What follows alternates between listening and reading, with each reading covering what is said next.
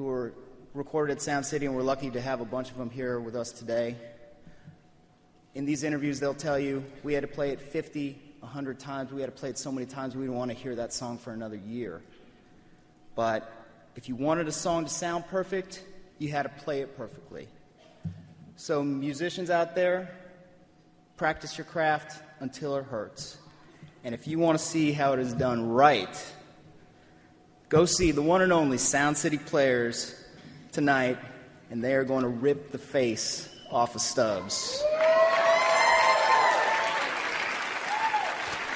So, without further ado, it is my honor to welcome South by Southwest 2013 keynote speaker, Mr. Dave Grohl.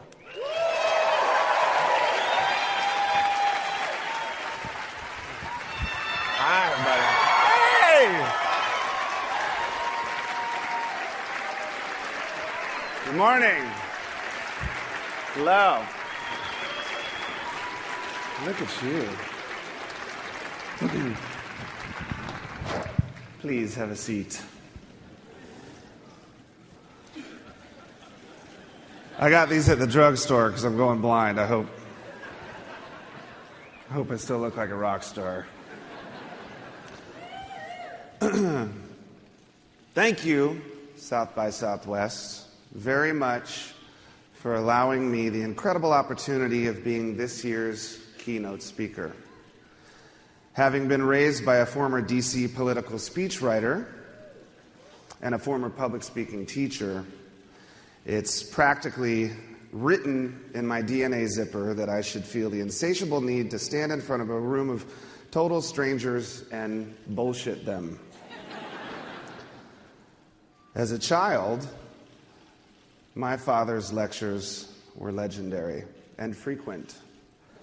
Great works of literature that stay with me to this day, and if anything, taught me how to give long fucking lectures myself. Not long ago, I was lucky enough to sit down with another one of my favorite public speakers, the one, the only, Mr. Bruce Springsteen. Bruce, as you would imagine, is a warm, funny, brilliant man and a wonderful dinner guest. I congratulated him on last year's amazing keynote, quoting his insight and his humor. And then I told him that this year's keynote speaker was me. He stared at me for a moment, slowly cracked that famous smile that we all know and love, the smile that can light up an entire stadium. And then he started laughing at me, as if to say, good fucking luck, buddy. But, truth be told, that's not the first time anyone's ever said that to me. So it's without a doubt my musical life's greatest honor to be asked to share with you what I know about music. So, what do I know? The musician comes first. My mother tells me that I was born to applause.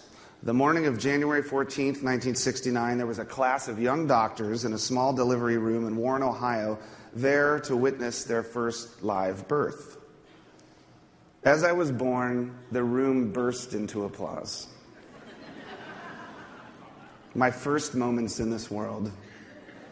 Hanging upside down, covered in blood, screaming as I'm being spanked by a complete stranger.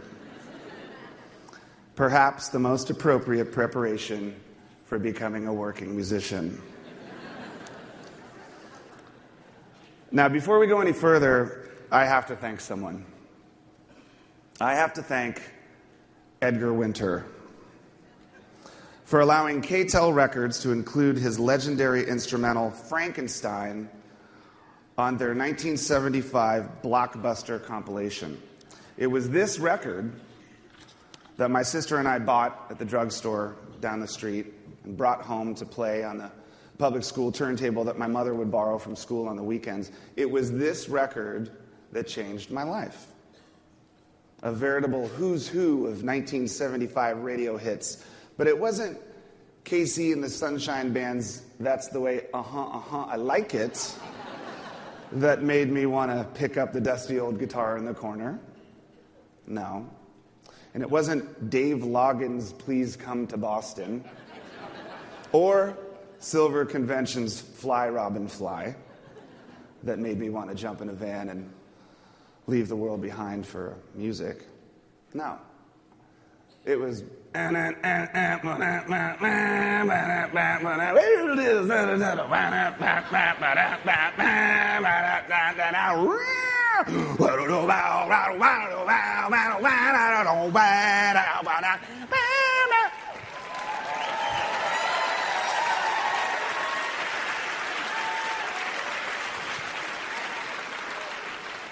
It was a riff.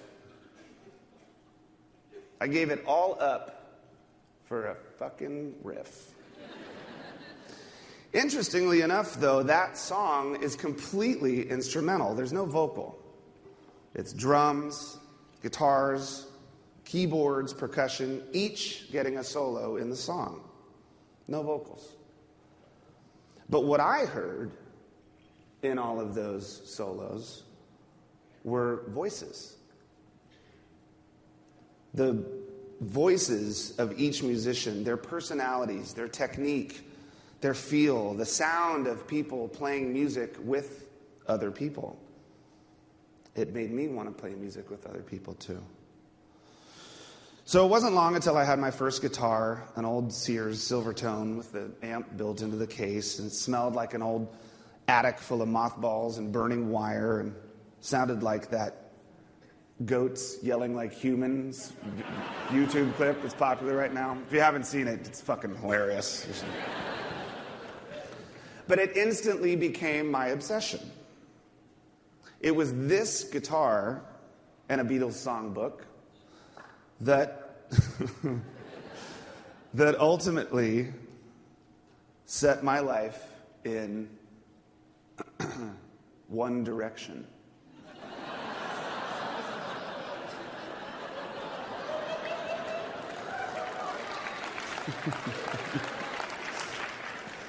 Never one for taking lessons or direction. I was left to my own devices and devoted every waking hour to playing music. It became my religion. The record store, my church, the rock stars, my saints, and their songs, my hymns. Springfield, Virginia wasn't necessarily known for breeding rock stars. A career in music never really seemed possible to me. It just seemed too good to be true. Surely the faces on my Kiss posters weren't getting paid to do this. Gene Simmons, imagine. But that never mattered to me because I had finally found my voice. And that was all I needed to survive from now on. The reward of playing a song from beginning to end without making a mistake. Well, that was enough to feed me for weeks. The discovery of a new chord or a new scale could make me forget about that kid at high school who wanted to kick my fucking ass, or that cute chick with the lip gloss and the soft sweater I had a crush on who wouldn't give me the time of day. I liked my new voice because no matter how bad it sounded, it was mine. There was nobody there to tell me what was right or what was wrong. So there was no right or wrong. Now, as much as I wanted to be in a band, I was there, alone in my bedroom, day in and day out, with my records and my guitar, playing with myself for hours. I would set up pillows in the formation of a drum set on my bed and play along to records until there was literally sweat dripping down the Rush posters on my walls. Eventually, I figured out how to be a one-man band. I took my guitar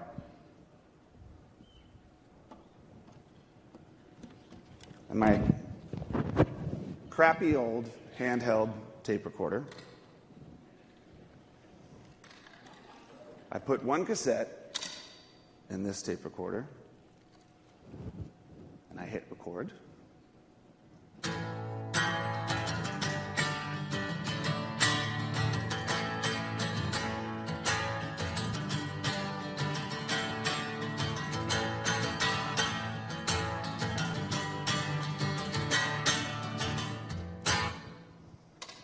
I took this cassette, put it in my home stereo. I took another cassette, put this in the handheld recorder,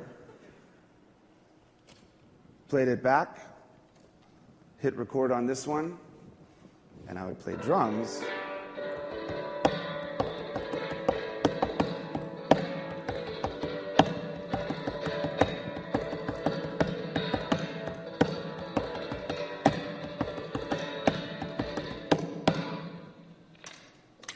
Take this cassette, put it back in the home stereo, rewind it, play, and there you have it. At 12 years old, I was multi-tracking songs in my bedroom, all by myself.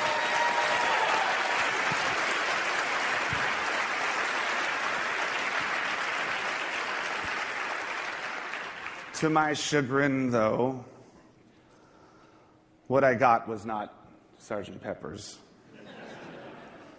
Rather, a collection of songs about my dog, my bike, and my dad. Nevertheless, I had done all of this myself, therefore making the reward even sweeter. But still, I longed to share this newfound obsession with other people. Eventually, I found a kid up the street with an old drum set. I found a kid down the street with an old bass. I found a kid across the street with an old basement, and we found a kid across town with an old PA. Several awkward jam sessions later, and we had a band. Obstacle 1 cleared. When asked what our band name was upon submitting our official entry to our high school Battle of the Bands, we applied as Nameless. We just couldn't fucking come up with anything better than that. You laugh, but finding a good band name is still the hardest fucking part. I hope you know that. I mean, Foo Fighters, it's the stupidest fucking name in the world. Let's try. Obstacle 2, diverted. That night, Kenny Loggins' Footloose never sounded so brave. Unfortunately, our enthusiastic rendition wasn't enough to seize the title of Best Band at Thomas Jefferson High School, but we carried on. We tried our damnedest at Bowie and Zepp and Who and Cream and Kinks and Hendrix. We even played the Rolling Stones' Time Is on My Side at a fucking nursing home.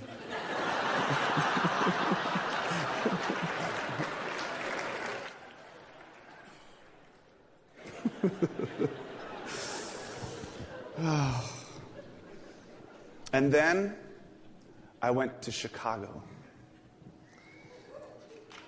It was 1982, and on my mother's meager public school teacher salary, our family had planned a trip to the great city of Chicago to visit our relatives who had lived in a suburb up north, right on the lake. We stuffed everything that we could into our tiny baby blue Ford Fiesta and started driving. A week and a half of swimming and Italian beef sandwiches was in order, though, upon arrival, the tone of our trip was instantly defined. My older cousin Tracy was now a punk rocker. At first, I heard her coming down the stairs. The clanking of chains, the stomping of heavy boots, the sound of a fresh leather jacket creaking like an old ship. And then I saw her. Shaved head, bondage pants, torn anti-pasty t-shirt. She was a fucking superhero. Come to life. Something I'd only seen on the TV shows Quincy or Chips. My heart started racing. My eyes widened. My throat clenched. I stood there speechless and in awe. Tracy was my first hero. She took me upstairs to her bedroom and showed me her incredible record collection. Stacks and stacks of 7 inches and LPs with names I'd never heard before. Names like The Misfits and Bad Brains and Minor Threat and Dead Kennedys and The Germs and Flipper and Circle Jerks and Discharge and Crass and Conflict, Black Flag, White Flag, Void, Faith, The Dicks, The Dickies, The Minutemen, The Adolescents, The Ramones, The Big Boys, GBH, DRI, SOA, DOA, MDC, MIA, CIA, Crucifix, Crucifux, X, X-Ray Specs, Wire, Sex Pistols, The Buzzcocks, Rights of the Accused, The Necros, Fang, Government Issue, The Descendants. I sat down and I played every last one. This was the first day of the rest of my life.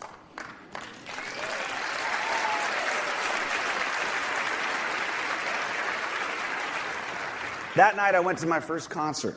Though it wasn't in an arena, it was a dingy little hole in the wall directly across the street from Wrigley Field called the Cubby Bear. There you go. And it wasn't any band I'd ever heard of. It was a local Chicago punk rock band by the name of Naked Ray Gun. And with the 1, 2, 3, 4, the band kicked in, and the most ferocious noise. Bodies were flying everywhere. Spit and sweat and leather and volume and broken glass and piss and fucking puke. I was in heaven. And it was our secret. The next day, I took the L to Wax Trax Records. I bought a Killing Joke t-shirt and the soundtrack to the decline of Western civilization. I was converted. I was no longer one of you. I was one of us. But more than the noise and the rebellion and the danger, it was the blissful removal of these bands from any source of conventional, popular corporate structure and the underground network that supported the music's independence that was totally inspiring to me. At 13 years old, I realized I could start my own band, I could write my own song, I could record my own record, I could start my own label, I could release my own record, I could book my own shows, I could write and publish my own fanzine, I could silkscreen my own t-shirts. I could do this all by myself. There was no right or wrong because it was all mine. Upon returning to Washington, D.C., I dove headfirst into the local hardcore punk rock scene. Little did I know that one of the country's most prolific and influential music scenes was right there in my own backyard, Washington, D.C. Minor Threat, Bad Brains, Scream, these bands were now my Beatles and my Stones, my Zeppelin, my Dylan. And these were the fucking Reagan years. So protest music was on fire. My first punk rock show back at home was actually the Rock Against Reagan concert. July 4th, 1983. With the stage built at the base of the Lincoln Memorial Steps on Independence Day, it was a recipe for disaster. 700,000 barefoot, sunburned rednecks from Maryland and Virginia in Lynyrd Skynyrd and Judas Priest t-shirts, stonewashed jeans and bandanas, converging on the nation's capital to watch fireworks, coolers full of beer and Southern comfort, only to find Texas's own dirty, rotten imbeciles singing their song, I Don't Need Society. Your number's up. You have to go. The system says I told you so. Stocked in a train like a truckload of cattle, sent off to slaughter in a useless battle. Thousands of us sent off to die, never really knowing why. Fuck the system, they can't have me. I don't need society. I don't need society. It was a fucking riot waiting to happen. I actually bought that record that day from the lead singer out of the back of his van. It was a 33-song 7-inch.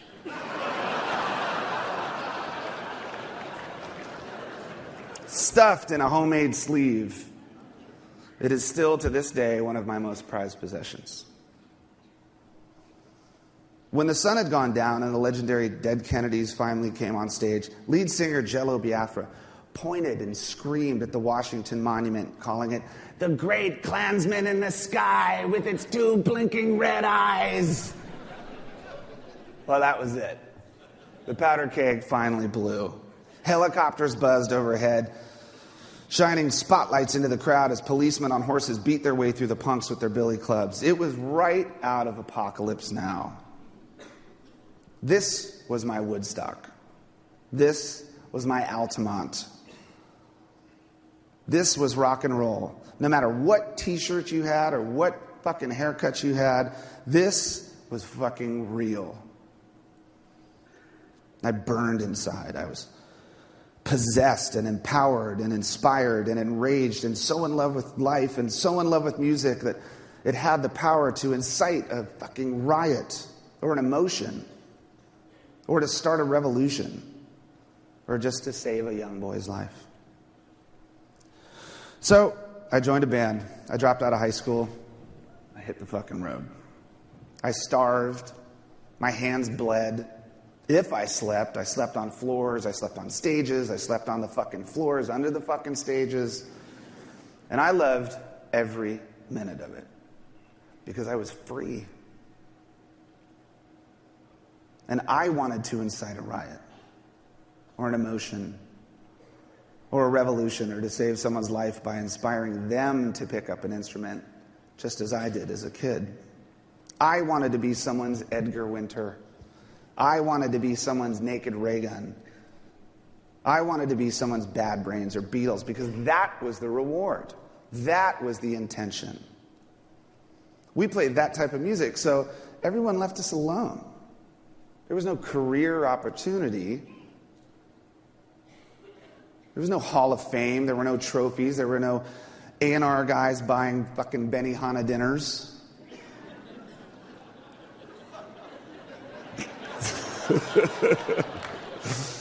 Our reward was knowing that we had done all of this on our own and it was real.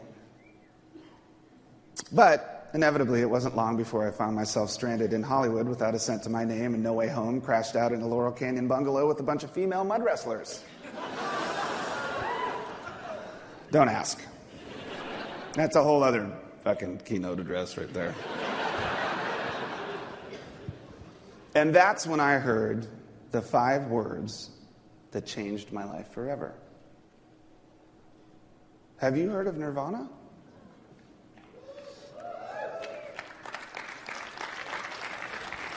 So, Nirvana were one of us. Raised on Creedence and Flipper and Beatles and Black Flag. They seemed to share the same ideals. The same intentions. But they had something more. They had songs. They had Kurt. And what they didn't have was a drummer. So without hesitation, I packed all of my drums into one big U-Haul cardboard box, grabbed my old Army duffel bag, and I flew up to Seattle. We practiced in a barn every day. It was all that we had. There was no sun. There was no moon. There was just the barn. And those songs. Kurt had, without a doubt, found his voice. Every practice would begin with an improvisational free-form jam, which kind of served as an exercise in dynamic and musical collaboration, communication. We were speaking to each other without words. Verbal communication was never really Nirvana's forte. So we spoke to each other with our instruments. And the combination of our three voices resulted in a sound that eventually caught the ear of a major label record company, or 10 major label record companies. Suddenly, we were thrown into a bidding war of A&R guys with fancy shoes from Fred Siegel and radio promo dudes with little one-hitters in their glove compartments and closets full of complimentary box sets and fucking Benihana every fucking night.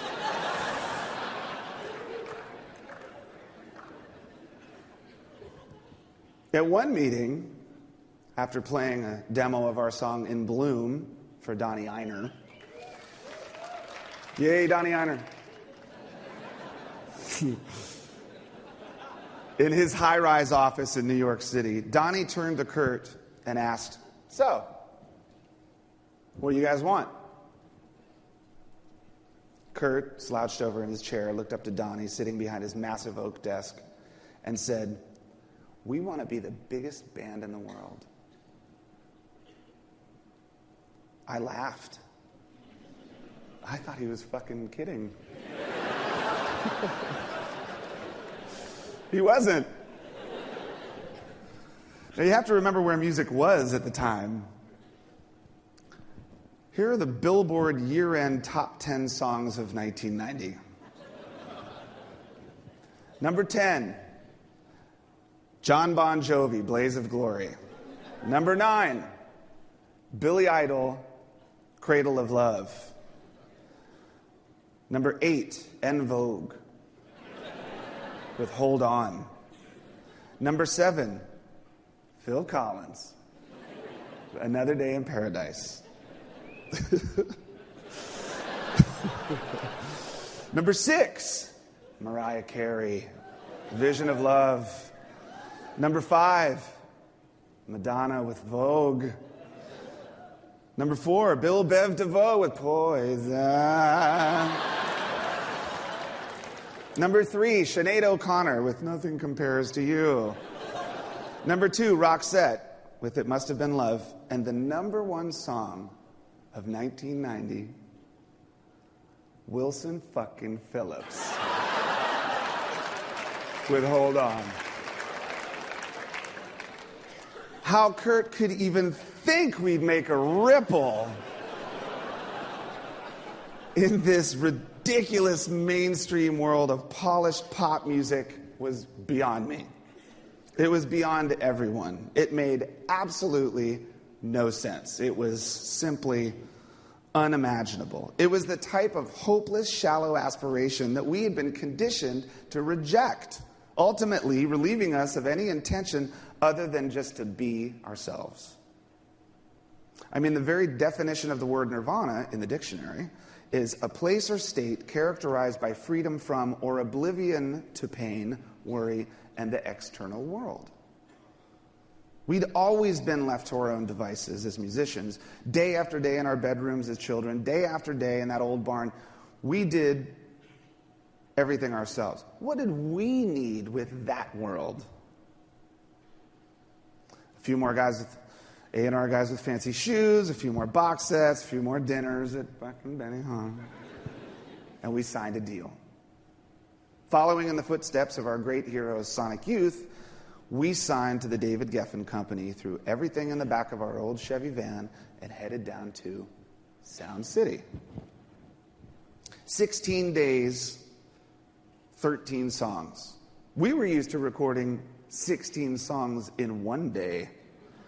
This was the big time. All of those cold, rainy days spent in that barn, chopping away at those songs, speaking to each other without words, finding our voice. It was all for this. When we pulled into the parking lot of Sound City, I quickly realized that this was not the big, fancy, major label Hollywood recording studio I had imagined. Not at all. It was a shithole. It was a run-down, burned-out, dumpy old joint in a warehouse complex deep in the sunburned San Fernando Valley, miles away from any fucking Fred Siegel or Benihana. It was perfect famous for such legendary albums like Neil Young's After the Gold Rush, Fleetwood Mac, Tom Petty's Damn the Torpedoes, Cheap Trick's Heaven Tonight, Rick Springfield's Working Class Dog. It was hallowed ground. But it looked like no one had cleaned up the place since fucking Lindsey Buckingham and Stevie Nicks were runners there. Brown shag carpet on the walls. A couch they'd been renting for 10 years. Personally, I thought it looked like a fucking Chi-Chi's that had a fire. But upon listening back to the first take of In Bloom, we instantly understood Sound City's legacy. That room and that old Neve board captured something that we had never heard before. It didn't sound like the first record, Bleach. It didn't sound like the Peel sessions we had recorded for the BBC, or the Sliver single, or any of the demos. No, it sounded like Nevermind. It was the sound of three people playing as if their life depended on it. Like they'd waited their whole lives for this moment to be captured on a reel of 2-inch tape. After a week or so at Sound City, for whatever reason, I started getting worried that no one from the label had come down to check out what we were doing. So I called my manager, John Silva, and I asked, "Hey, should we be worried?" His immediate response was, "Fuck no! You should be happy. You don't want those fucking people down there." As usual, he was right. And they left us alone. Well, just as we couldn't imagine making the slightest ripple in the mainstream, no one else really imagined that happening either. The initial pressing of Nevermind was around 35,000 copies.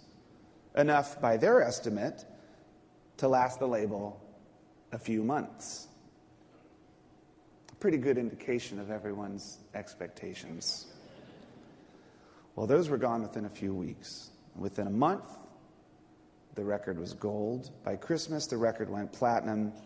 By the new year, we were selling 300,000 records a week.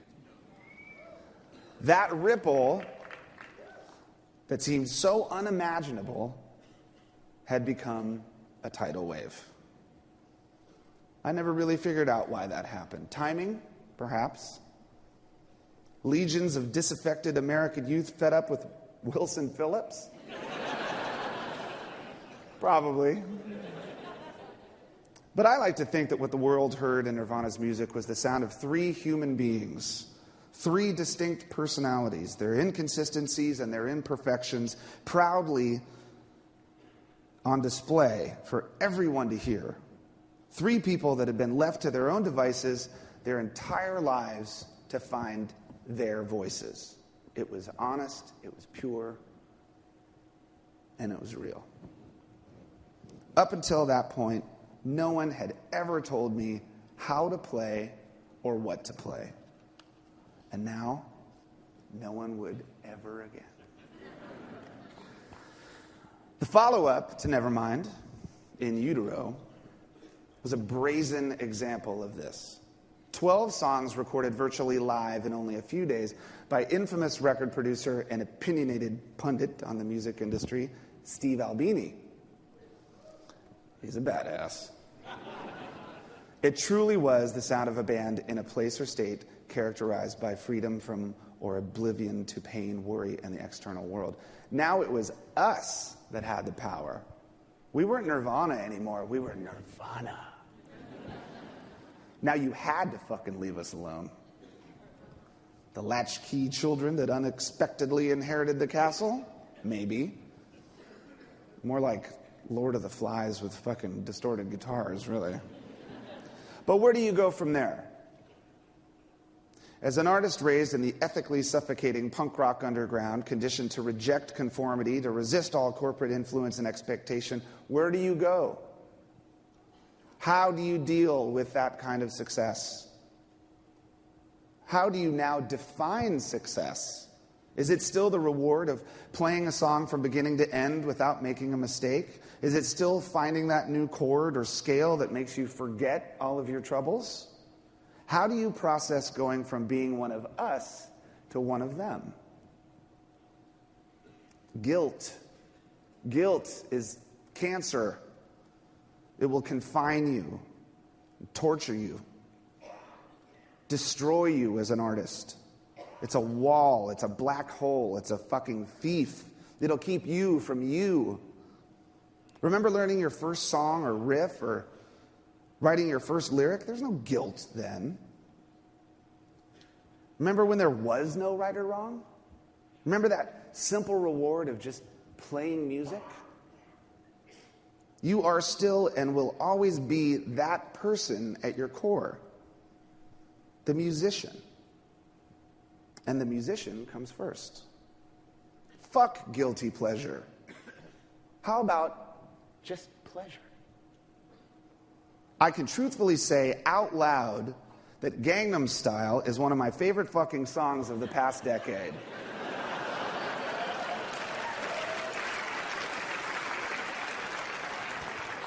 It is. Is it any better or worse than the latest Atoms for Peace album? If only we had a celebrity panel of judges to determine that for us. What would J-Lo do? Paging Pitchfork. Come in, Pitchfork. We need you to help us determine the value of a song. Who fucking cares?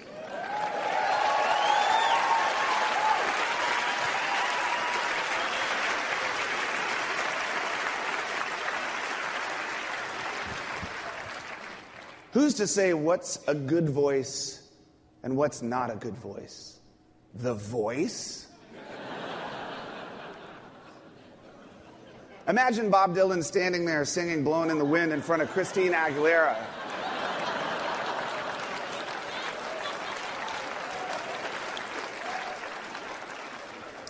I think you sound a little nasally and sharp.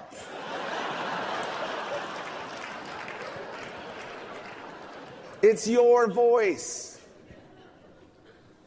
Cherish it, respect it, nurture it, challenge it, stretch it, scream it until it's fucking gone. Because everyone's blessed with at least that. And who knows how long it will last. When Kurt died, I was lost. I was numb.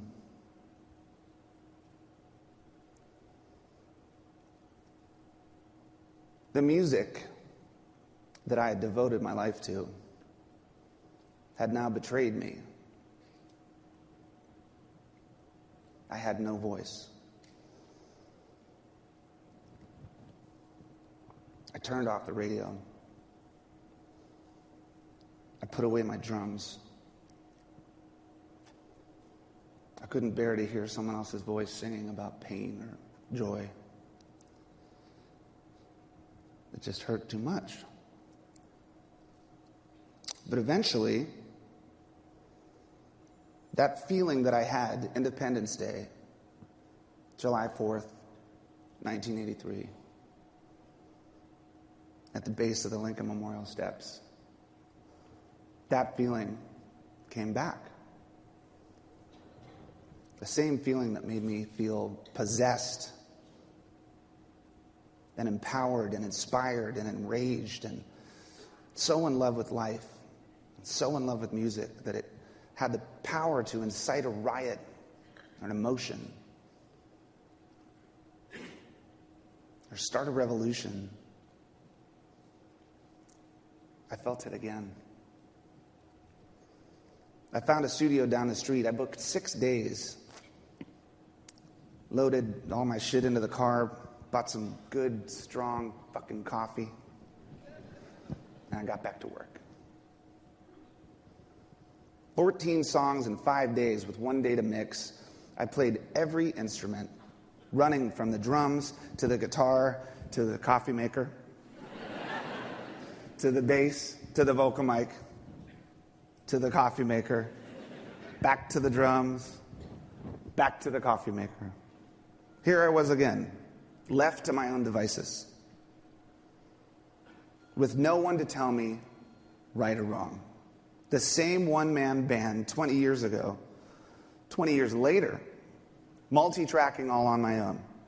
Though long gone were the 2 cassette recorders and songs about my dog, my bike, and my dad. I was singing songs about starting over. Maybe a few about my dad. I dubbed 100 cassettes. I gave it the name Foo Fighters so that people would imagine it was a group rather than just one strung-out coffee junkie scrambling from instrument to instrument. I gave them to friends. I gave them to relatives. I gave them to people at fucking gas stations.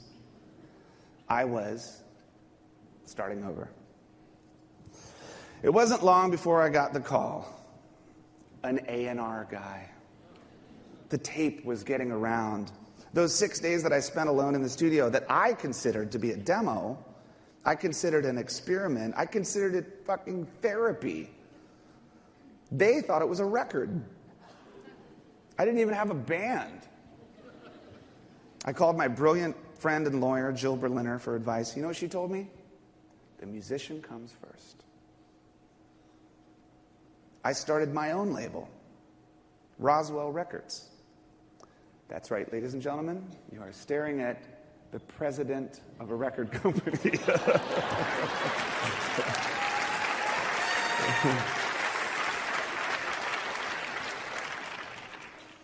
After all that had happened, deep down I was still the same kid that at 13 years old realized I could start my own band, I could write my own song, I could record my own record, I could start my own label, I could release my own record, I could book my own shows, I could write and publish my own fanzine, I could silk screen my own shirts, I could do all of this myself. And it may have been an entirely different world now, but once again, there was no right or wrong because it was all mine. From day one, the Foo Fighters have been fortunate enough to exist within this perfect world.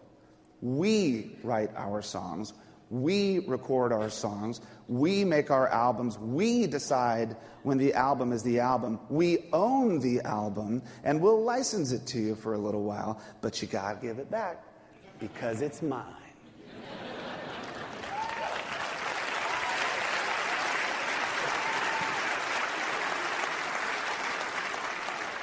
Because I am the musician, and I come first.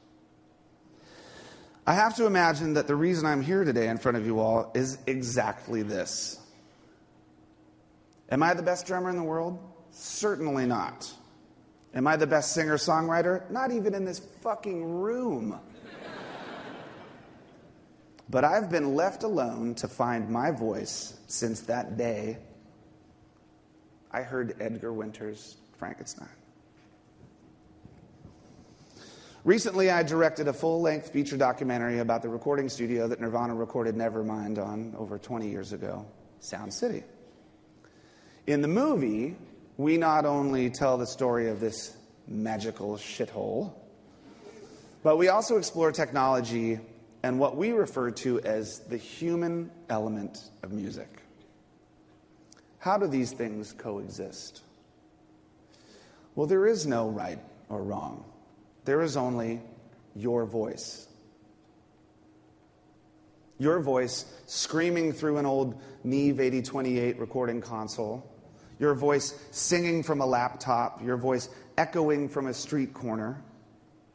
A cello, a turntable, a guitar, Serato, a Studer. It doesn't matter. What matters most is that it's your voice. Cherish it. Respect it, nurture it, challenge it, stretch it, and scream until it's fucking gone. Because every human being is blessed with at least that. And who knows how long it will last. It's there if you want it. Now, more than ever, independence as a musician has been blessed by the advance of technology, making it easier for any inspired young musician to start their own band, write their own song, record their own record, book their own shows, write and publish their own fanzine, although now I believe you call it a blog.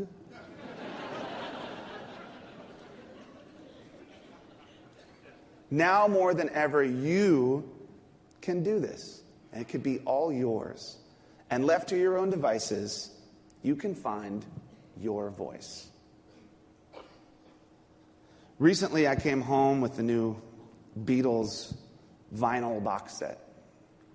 It's amazing. It's the size of a fucking Toomey suitcase. It's huge. It weighs 50 pounds. As I walked into the house, my daughters, Harper, who's 3, and Violet, who's 6, looked up and gasped, "What is that?" I said, "It's all of the Beatles' records." Now, I've already spent hours brainwashing them with Beatles songs. They're cool. They know. Good music. I still get a little Fresh Beat Band every now and then, but this was vinyl. They'd never seen that before. I set up the turntable in their room, opened the box, and started showing them how it's done. Okay, take the record out of the sleeve. Here are the songs on this side. Here's the songs on this side. And just carefully place it on the turntable. Gently put the needle down. Careful. They were absolutely blown away. I left the room, came back half an hour later, and there they were, dancing to Get Back. Album covers strewn all over the floor. Does it sound familiar? We've all been there. And as a proud father, I pray that someday they're left to their own devices and they realize that the musician comes first and that they find their voice and that they become someone's Edgar Winter, that they become someone's Beatles, that they incite a riot or an emotion or start a revolution or save someone's life. That they become someone's hero. But then again,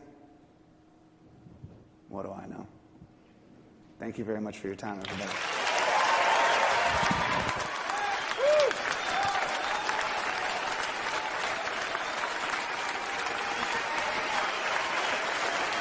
Thank you very much.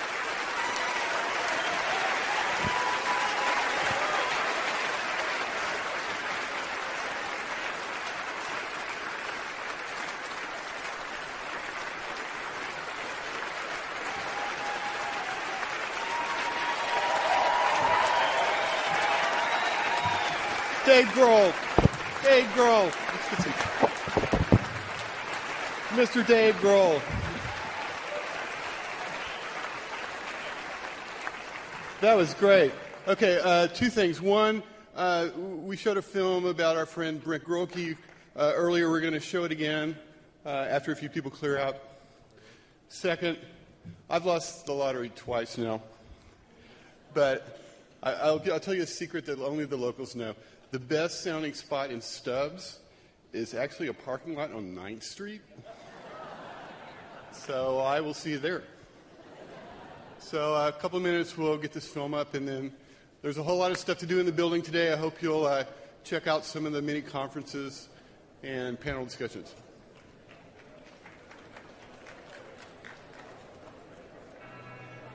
I remember meeting him at a party that Nick Barbaro had. He was a great guy. He was fun to be around. This wild party where we wound up burning a bunch of furniture. Yeah, that would have been like 83 or so. It was a remarkable period of time in which so many people, came together who were really gifted and really talented.